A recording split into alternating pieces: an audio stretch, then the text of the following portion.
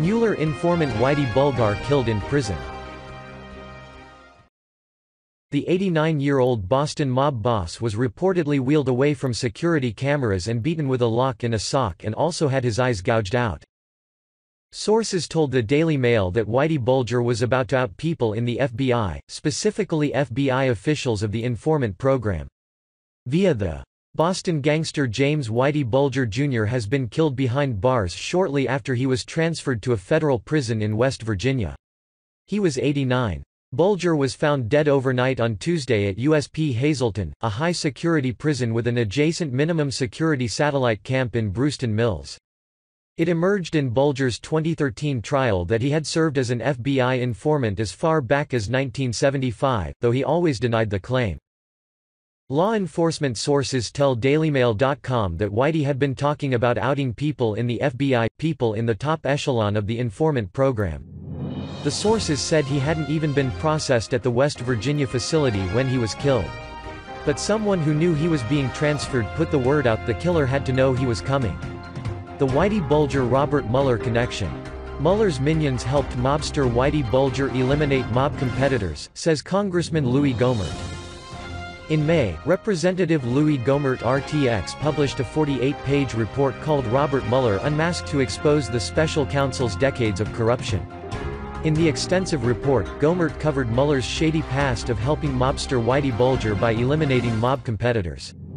The Boston Globe noted Robert Mueller's connection with the Whitey Bulger case in an article entitled, "One Lingering Question for FBI Director Robert Mueller."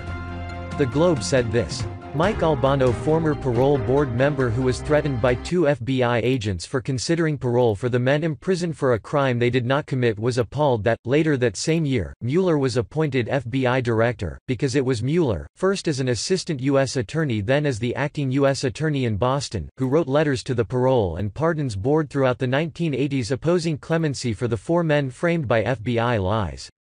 Of course, Mueller was also in that position while Whitey Bulger was helping the FBI cart off his criminal competitors even as he buried bodies in shallow graves along the Neponset. Mueller put people in prison for crimes they did not commit. Mueller was the head of the criminal division as assistant U.S. attorney, then as acting U.S. attorney.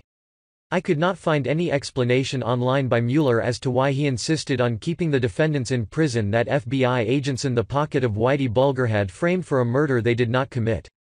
Make no mistake, these were not honorable people he had incarcerated.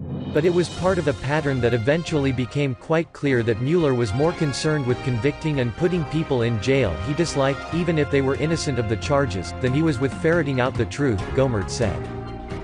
The special counsel learned last week of an alleged scheme to pay off women to fabricate sexual assault allegations against Mueller. This week, Mueller unleashed the power of the government and referred the scheme to the FBI.